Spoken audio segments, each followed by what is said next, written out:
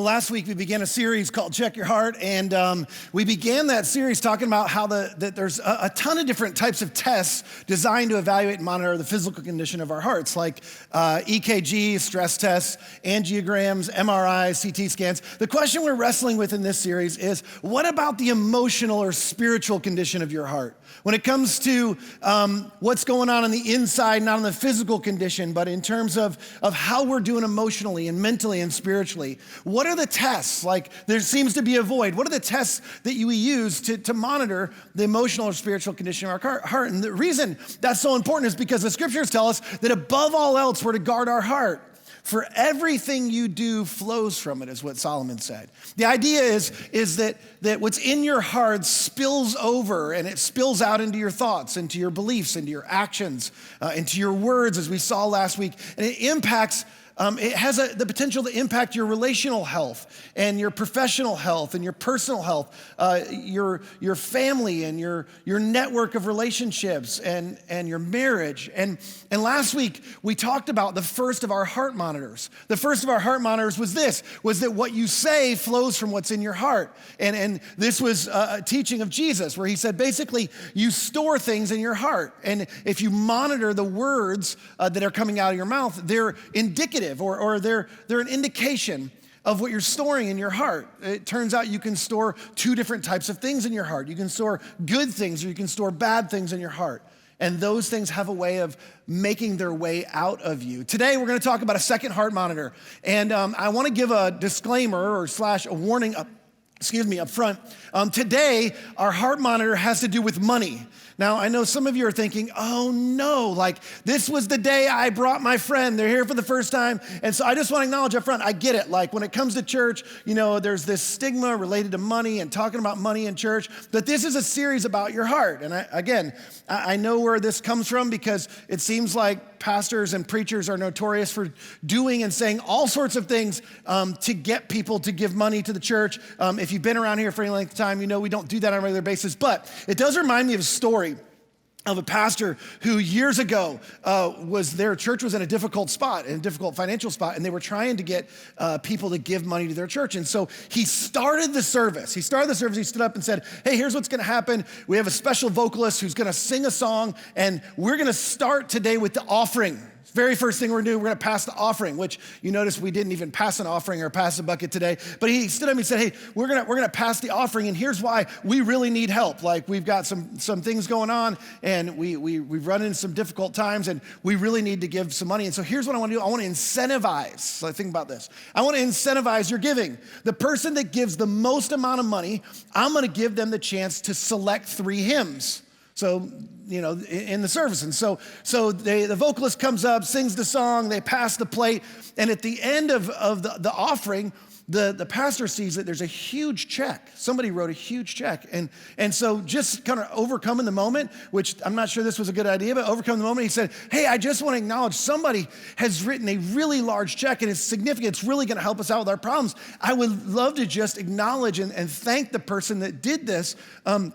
Would you be willing to raise your hand? And all the way in the back row, there was an older lady who sheepishly raised her hand, and she kind of indicated it was her. And the pastor, he said, come here, I want you to come down front. So he calls her down in front of the entire church, and he said, hey, I just want to say thank you so much for your generosity and for that large gift. He didn't tell people how much it was, but I want to give you the opportunity to choose 3 hymns. And she looked at him like, right now? And he's like, yeah, right now. And so she looked out at the congregation. She saw 3 handsome men, and she said, I'll take him, and I'll take him, and I'll take him. That one kind of backfired on him a little bit, but he still got the large donation. I promise there won't be any of that today, and you don't get to pick out any hymns. As it turns out, our physical health has, that's a terrible joke, by the way. That's what you'd expect from a preacher. It has a common adversary. Our physical health has a common adversary with our emotional or our mental or our spiritual health, and that's our appetites. Now, I don't have to say a lot about this because we have appetites for all sorts of things. When it comes to our physical health, some of us have bigger appetites than others. Some of us have appetites, I'm pointing at myself, for things that are not good for us more than others. And it affects the physical condition of our heart. But the same thing's true when it comes to the spiritual or emotional condition of our heart. When it comes to our physical condition, it's not the fact that, the problem isn't the foods that are available to us. It's our appetite. And it's the lack of discipline when it comes to our appetite. And the reason is because in the language of appetites, there's only one word. There's only one single word, and the word is more. When it comes to appetites are never finally satisfied, fully or finally satisfied. You know this because you get a taste of something, and typically what happens is when you taste something that you like or you get a taste of something, your appetite actually grows. And when you find things that you think are gonna satisfy your desires, you not only want it, you want more of it.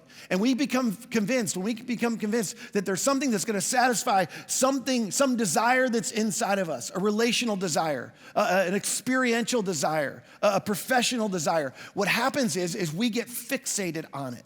And this is what I wanna talk about. Our heart gets set on it. And we set our hearts on certain things, and we don't just want it. We feel like we need it, and we feel like we need it now. And so some of you know this. You've learned this by experience like me, but as a pastor, here's one of the things I've discovered. When it comes to satisfying desires in life, you know, this is something we all, nobody's immune to. We all have desires, and when it comes to satisfying our desires, I've discovered that there's a specific curve when it comes to satisfying desires. How we satisfy our desires and when we satisfy our desires have a relationship between them. And the truth is some of us have experienced significant personal problems. Sorry, I wrote the wrong word. It's hard to say one word and write a different one. When we experience significant personal problems, when we try to satisfy desires that we have now. When we try to satisfy a desire now that maybe we weren't intended to meet until later, versus later, now versus later. And the curve looks like this, that when we try to satisfy desires now through succumbing to instant gratification, some of you have experienced this.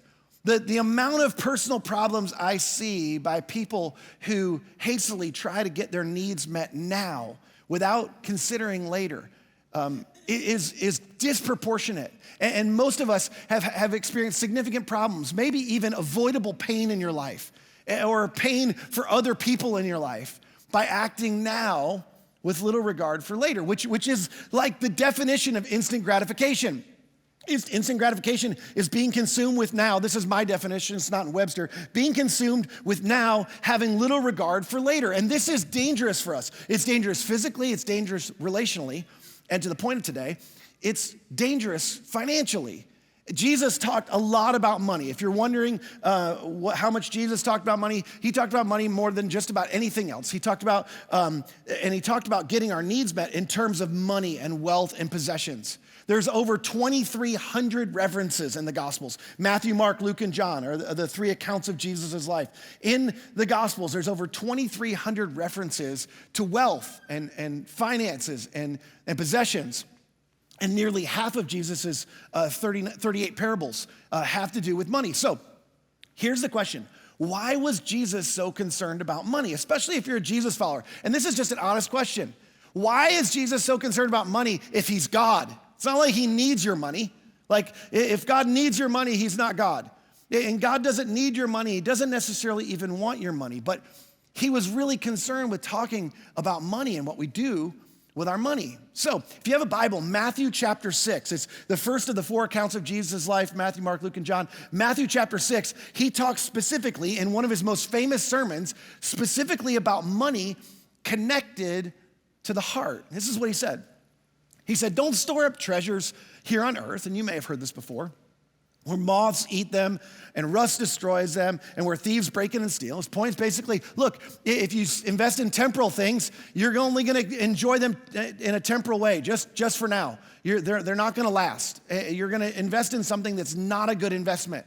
He said, instead, store up your treasures in heaven where moths and rust cannot destroy and thieves do not break in and steal. And last week, we talked about the fact that there's two types of things you can store in your heart. Today, Jesus is making the point that there's two places we can store up our treasures. There's two places we can store our money and our wealth and our possessions. And we can either store them now, here in this age. We can store them now here on earth, which if you were here, we did a series on heaven not long ago. And we talked about the fact that there's this age, and then there's the age to come. And Jesus said, look, there's two places you can store your treasures, or you can store your wealth. You can either store them here on earth, or you can store them in heaven. You can store them in this age, or you can store them in the age to come. And Jesus is making this point because there's a lot at stake, and we'll get to that in just a second, but you know that there's a battle between these two things every day. And every day when you wake up, most of us are exposed to thousands of messages. And it turns out, it depends on which apps you have on your phone and which generation you're in, but somewhere between 4,000 and 10,000 messages daily, each one of us receives. Basically trying to get us to live in the present, appealing to our happiness and promising that if we'll satisfy our desires now in this age, that we'll be happier, that if we'll buy this or drive that or wear this certain type of thing or travel to this certain place, it'll make you happy now. These are the messages of this age and of this world and of earth. And it's all of this is a mentality about living in the moment, which we've sort of glorified. And I'm not talking about being present with people, but it's like we've glorified this idea of you just gotta live in the moment. You gotta seize the day and you know, don't live for tomorrow, you have to live for the moment. But Jesus is saying just the opposite. He's saying that investing in later is greater, that investing in the age to come is even better, which he also appeals to our happiness, but he's promoting not just appealing to what we want now, but what we want most, our deepest desires. And it's not just in the moment. This is about what will make us happiest, what will meet our deepest desires in the long run. Not just in the moment, but in the long run. And so Jesus is making this argument, but here's the thing. This idea is swimming upstream in our culture because there's very few messages that are saying this. In fact, there's a book that probably most of you haven't read. It's called The Road Less Traveled, and it talks all about things that people don't do that are actually better for them. And it's an author that wrote a book about, here is based on data and research. Here's the things that made people the happiest. And in this book, The Road Less Traveled, M. Scott Peck, he said this. He said, delaying gratification. So this is the opposite of instant gratification. Delaying gratification is the process of scheduling. I love this. Scheduling the pain and pleasure of life in such a way as to enhance the pleasure by meeting and experience the pain first and getting it over with. This is something that's been proven by this sociologist who's saying, look, people that decide to schedule the pain now, to make sacrifices first now, what happens is they're actually happier later. And here's why this is important, because both now and later, the messages we receive about seizing the day and living in the moment versus what will make us happier in the long run. These competing messages are contending for the same thing, and it's not your money. This is what I want you to hear today. This message, we're going to talk about money. Jesus talked a lot about money, but the point wasn't your money. This was Jesus' point. This is what he said.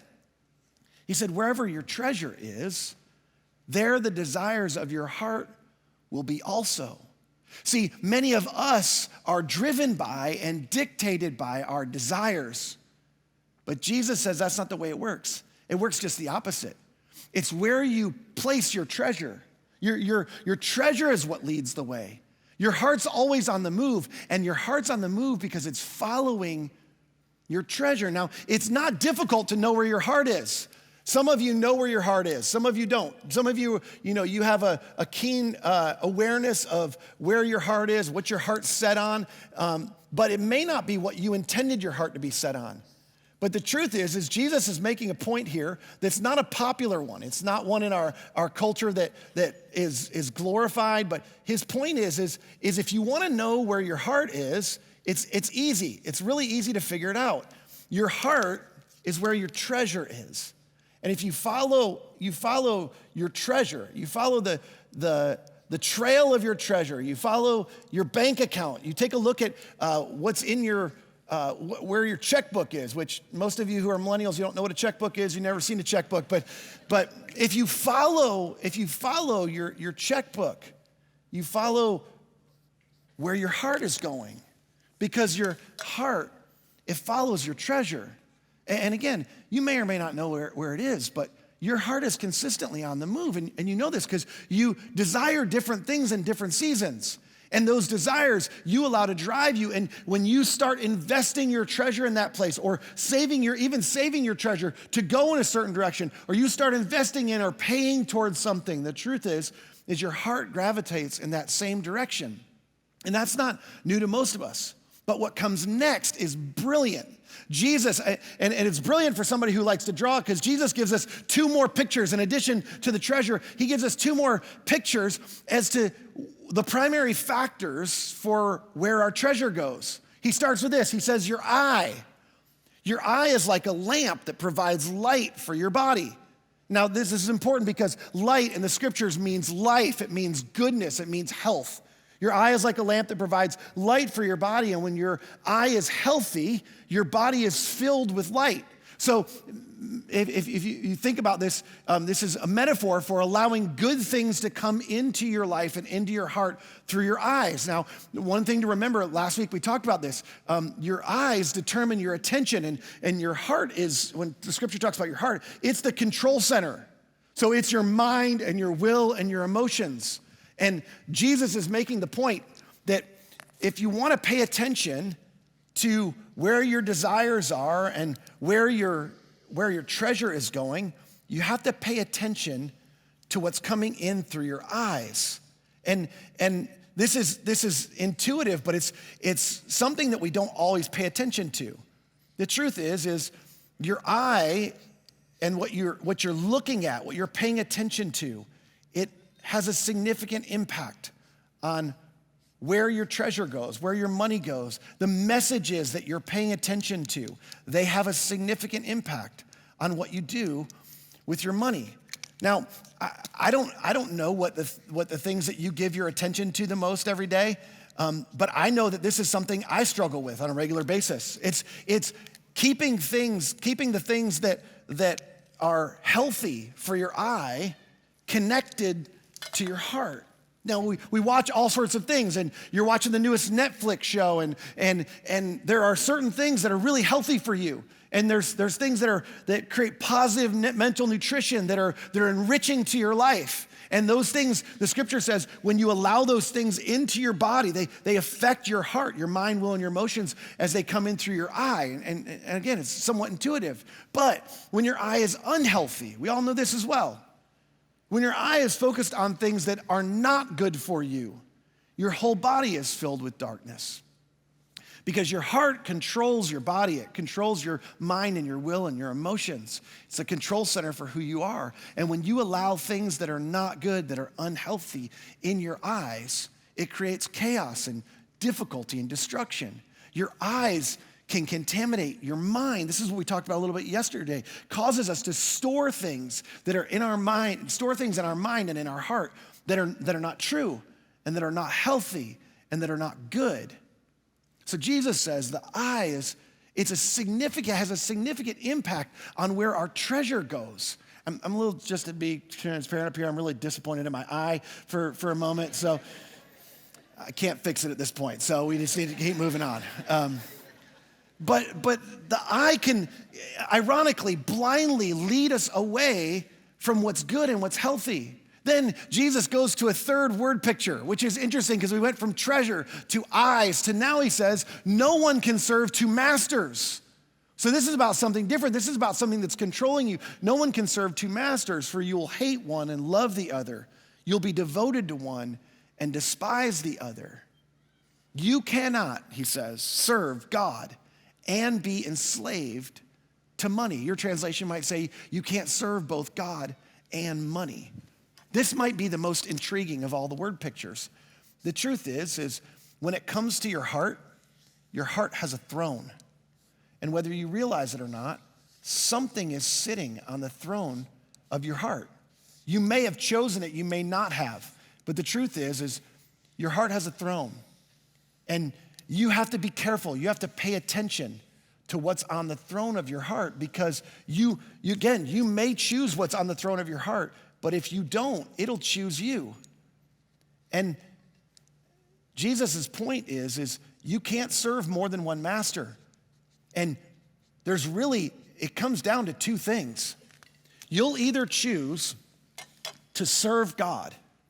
You'll either choose to place God on the throne of your heart, or you'll be enslaved to stuff. You'll be enslaved to money. Now look, hear my heart on this. This is why Jesus talked about money so much. It's because money or stuff, more than anything else, contends with God for the throne of your heart, for what takes control of your life, for the control center of your life. And the most common battle in this whole battle between for your heart is between now and later. And this world is trying to get you to invest in this world and pay attention to this world and live for now and not for later. And it uses two fear tactics. Because some of you are going, no, I save. I'm a saver. I'm not a spender. I'm not the person you're talking about. But it uses two fear factors. And the two fear factors are this: the fear of missing out, which is what causes us to live for now. And I've got to experience this. I got to get that. I won't be happy if I don't do this. And the fear of running out, which oftentimes what happens is we go, well, I'm not that person. I'm not the fear of missing out person. I don't spend hastily. I hold on to my money and I'm a good saver. But that's equally about now in terms of this age and the age to come. You see, as it turns out, there's two types of people, and both of them deal with trusting God with their resources. One says, I don't know that God can be trusted, and so I'm going to use all my resources. I'm going to use my wealth to try to get my happiness now. And the other one says, I'm afraid I'm going to run out, and then I won't be happy. I know I won't have, if the right opportunity comes along, I won't have what I need, and so I'm going to save it. Both keep us from investing in God's kingdom. Both cause us to serve now. And both reveal a lack of trust or devotion to God as our provider. So then Jesus wraps this whole section up, verse 33, and he says this. He says, seek the kingdom of God above all else. Think about this. He's connecting to the Proverbs. Above all else, guard your heart. One way to do that is to seek God's kingdom above all else. These two things go together. It's not a second thing to do. They're not competing with each other. One of the ways to guard your heart above all else is to seek God's kingdom above all else and to live righteously. And he will give you everything that you need. It's basically to say, okay, God, I'm going to invest in your kingdom first. And then I'm going to trust you to supply everything that I need. I'm going to invest in your kingdom first. I'm going to live the way you encourage me to live. And I'm going to allow you to be the king of my heart. I'm going to trust you to provide for me. I'm going to choose to build your kingdom over building my kingdom. Heart monitor number 2 is this. This is Jesus' words again. Wherever your treasure is, there the desires of your heart will be also. So where's your treasure? These three things are indicators. They're indicators of where our treasure's going. And the first one, as it relates to our treasure, this is as it relates to our passion. Our eye, as it relates to our attention.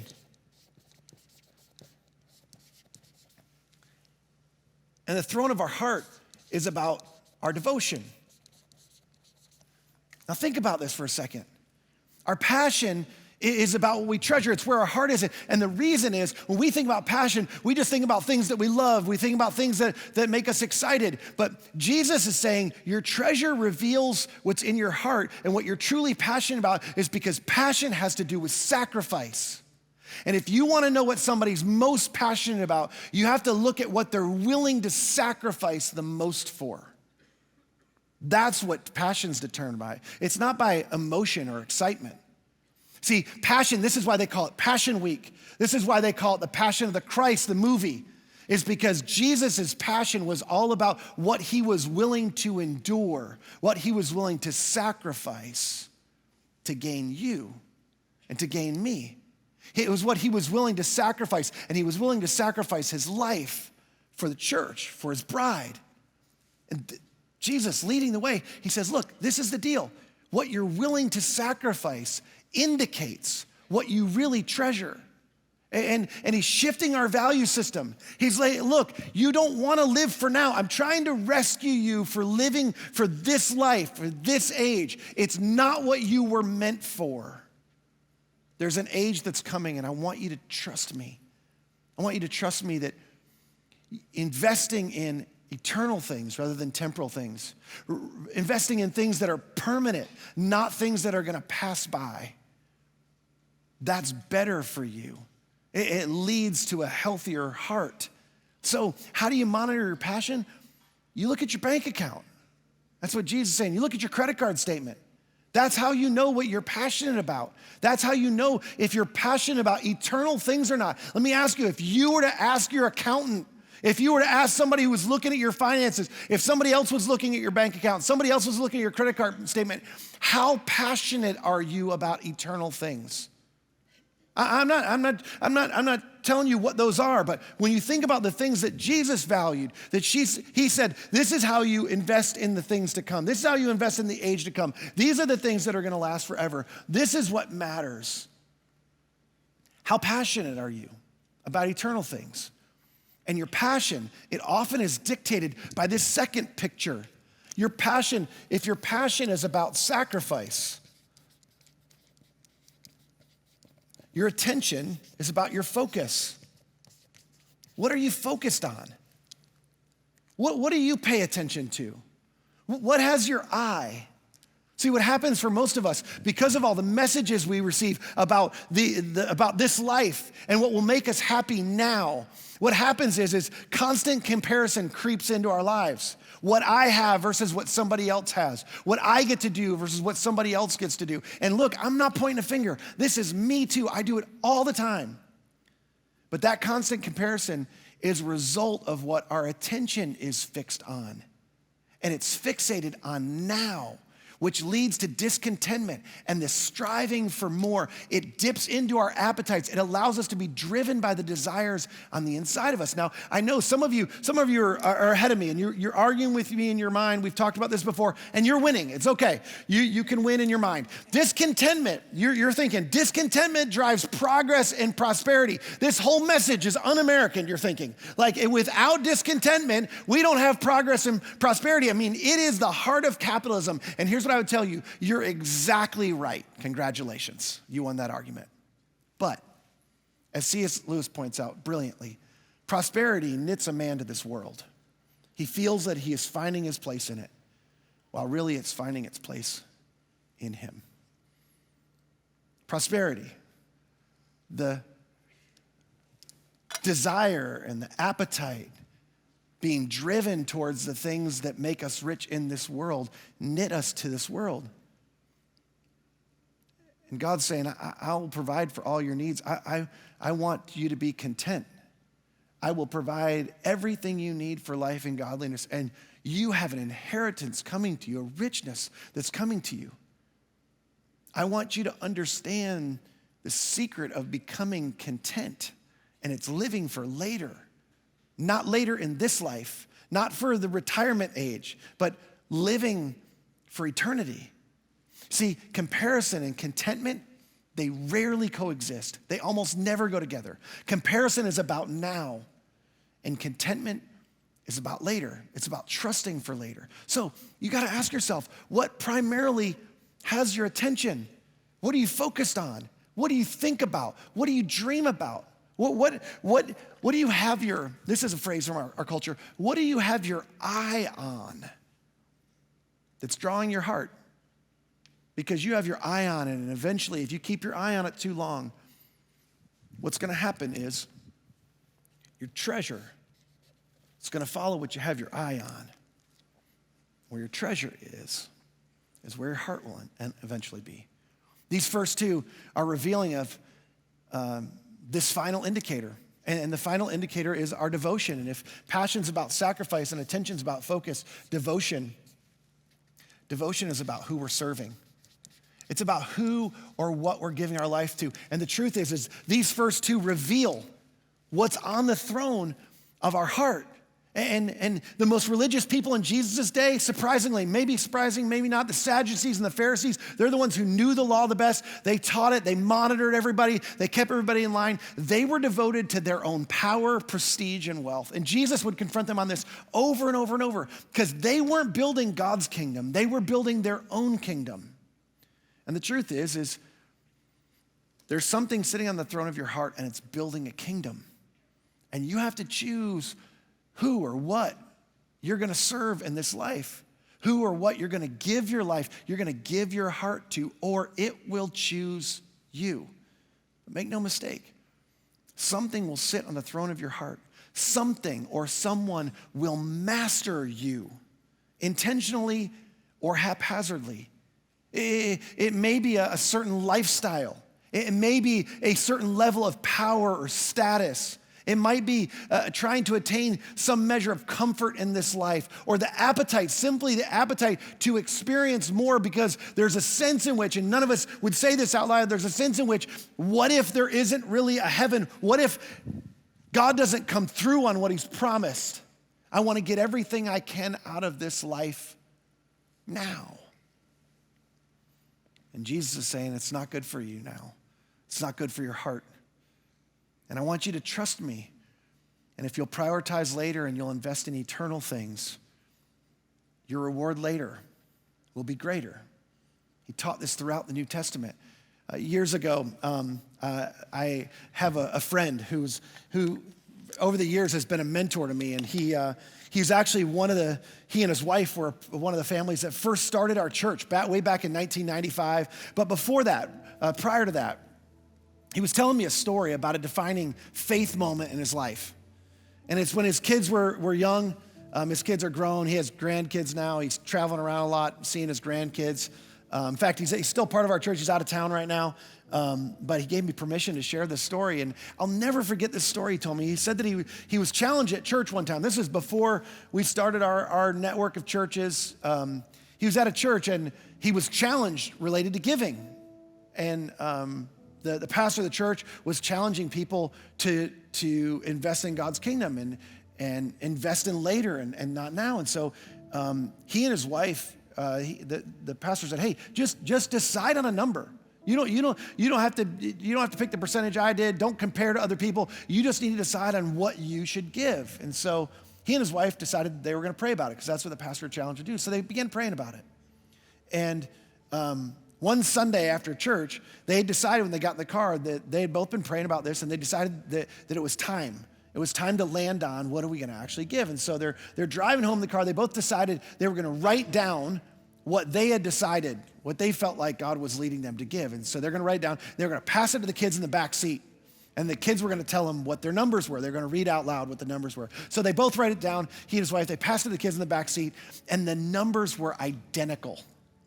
And the whole family was like dumbfounded. They were all excited. They were thrilled about it. And they were like, this is definitely what we need to do. And he said, I remember thinking, oh no, I think we have to do this now. And it was that moment where the rubber met the road. And so he sat down and he was like, I started to try to figure out, because he said, we didn't make the decision based on what we thought we could do. It was what does God want us to do? And he said, I realized that we were going to need to sell one of our cars. And so they made a plan to do that, and they figured out they were going to be fine with one car, and they decided to sell one of their cars. And in the process of that, his wife got sick. In fact, she got so sick, she had to have an emergency surgery, and there was no really time to sell the car, and they had already made a decision about when they were going to start giving the money. And so he remembers seeing that date, and with everything going on, he looked at his bank account, and amazingly, he had enough money in his account to begin giving that money. And the time came to give and for them to start their giving. And so his wife wasn't well enough yet to go to church, so he grabbed one of his sons and he went to church. And he didn't tell anybody, but he wrote the first check and he put it in his pocket.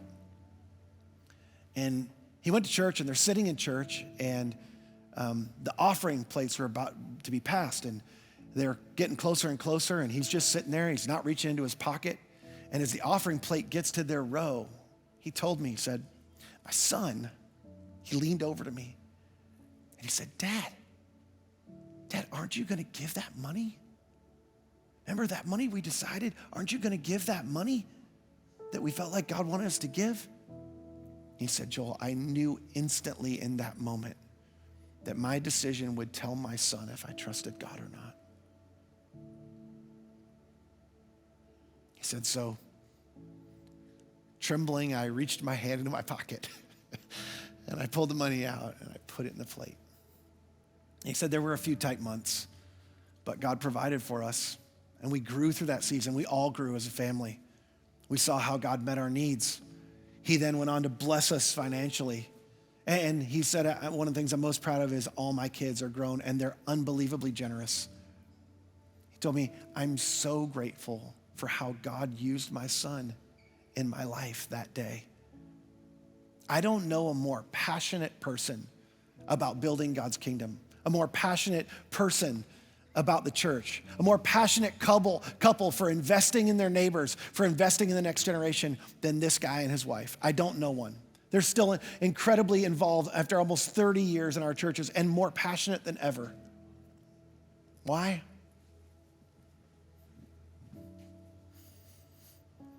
It's because of their treasure. It's where they place their treasure over and over and over. And it's got a hold of their heart. God has a hold of their heart because they placed him on the throne. They've been obedient to do what he's asked them to do. See, don't be mistaken. This isn't about money. This is a heart issue. This is about who he was trusting. You think he misses any of that money? You think when he sees a baptism, when he hears about things that are happening amongst the next gen around here, when he hears about the number of new people coming to faith, finding hope, marriages being restored, do you think he misses any of that money? Not a penny. So, before you leave, here's the question. Here's the questions. The question is, where's your treasure? Are you paying attention to where your treasure is heading? Because your heart's on the move and it's following your treasure wherever it's going. What is your focus? Because your focus, where your eyes are, eventually will lead to where your treasure ends up. And both of these things, they'll indicate who you're serving. You see, all of these are issues of the heart. God doesn't need your money. He wants your heart. He wants you to trust him. But the thing that contends with God for the throne of your heart, the thing that contends with God for the passion of your heart, for your attention and your devotion, it's your stuff. It's your money. As your pastor, you should pay attention to where your treasure is going. Because where your treasure is, that's where your heart's following. Let me pray for you. God, I pray for somebody today who has the potential to misinterpret or misconstrue something that's been said. But you're stirring in them and they're feeling that same tension that my friend sat as he sat in church that day. And they're struggling. And they're struggling with my motives and their situation and their finances and their obligations and what's responsible and all of those things. And I think those are all important things to wrestle with. But I pray that you would cut through that with clarity today and you'd speak clearly to them. They would know exactly what you want them to do with what they've heard today. And then I pray that you would grant them the faith, grant them the courage to trust you, knowing that you want what's best for their heart. You want what's best for their life. You want them to not only find satisfied desires in the here and now, you don't want them to just find what they want now. You want their deepest desires, the things they want most, to be granted to them. So I pray we'd know what to do with what we've heard, and we choose to trust you in it. I pray it in Jesus' name. Amen.